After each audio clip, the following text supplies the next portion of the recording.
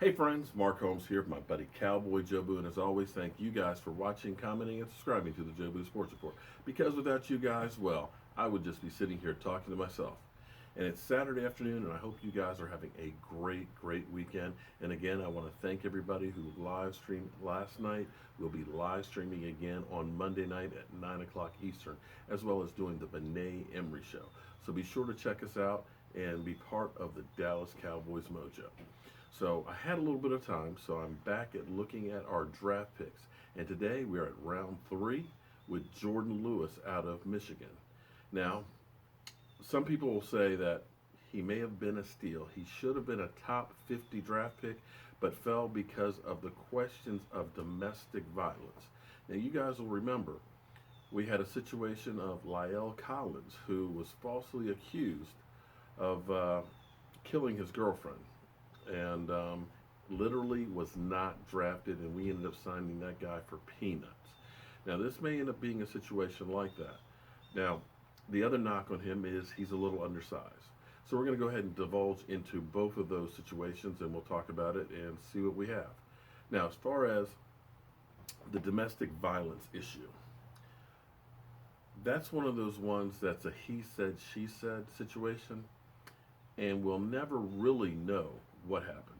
Because, see, in my mind, there's always three sides to every argument.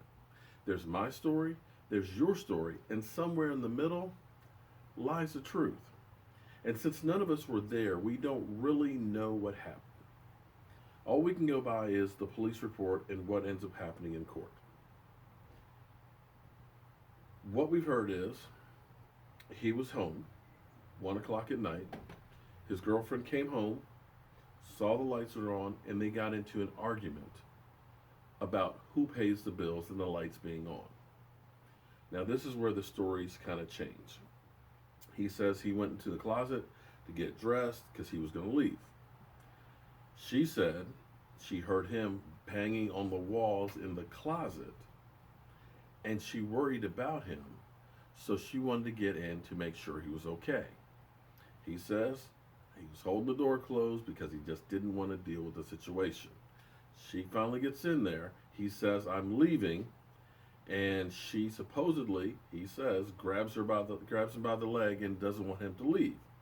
He says he put his hands on her to get him off of him so he could go.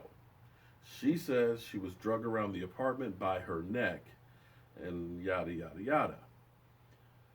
So she called the police. Police come. They call him on a cell phone. He comes back. They talk to him, handcuff him, and arrest him for a misdemeanor domestic assault case.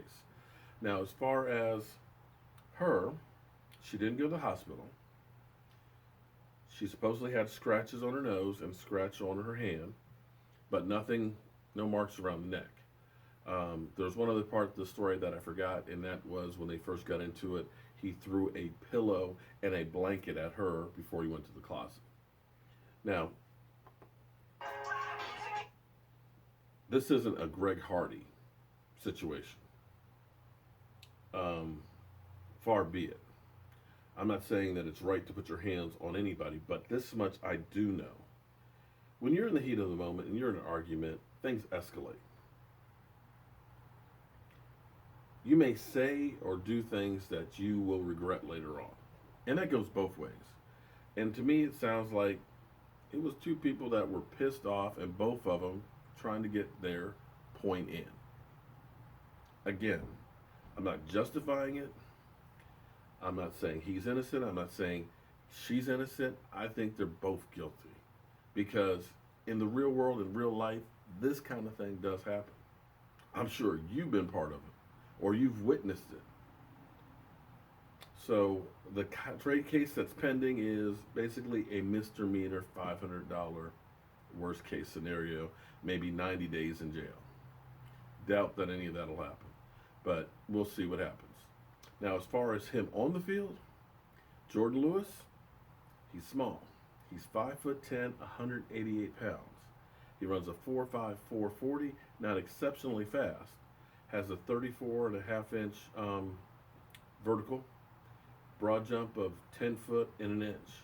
But here's what you got to understand, because I always tell you that, the combine stats are great and wonderful and all that. But the question I always ask is, can the guy play football? And I know in 2016 that there were only 7 catches made on him. In his career, he's had 42 pass defenses and 6 interceptions. To me, that says playmaker. So let's take a look at some of the highlights, and then we'll do our final thoughts on it after that.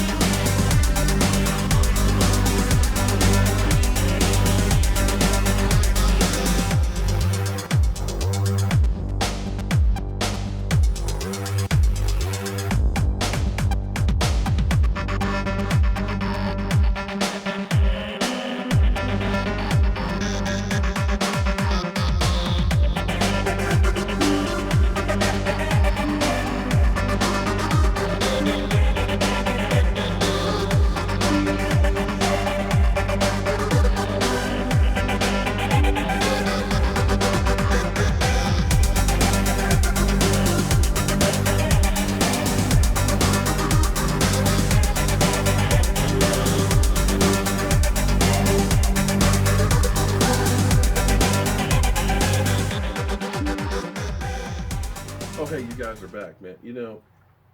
Saturday afternoon, and I forgot about Jobu's refill. But I hope you enjoyed the clips of Jourdan Lewis. Now, like I said, he is on the small size, but he's a playmaker. 6 interceptions. I like that. The knock on him again, he can be a little grabby at the line. He doesn't, when he does the chuck, he doesn't let go, and that may be because he is undersized. He's got these big receivers, and he's trying to get that little extra bit in. So he had 14 pass interference calls against him. And again, when you start looking at some of these big wide receivers, that are out there, at 5'10", can he defend them? But he reminds me of a guy that I hated watching. Oh, I hated watching him. Darrell Green from the Washington Redskins. If he was 5'10", it was on a good day when he first got out of bed and probably was in traction, could have stretched him out some. But that guy, he's in the Hall of Fame.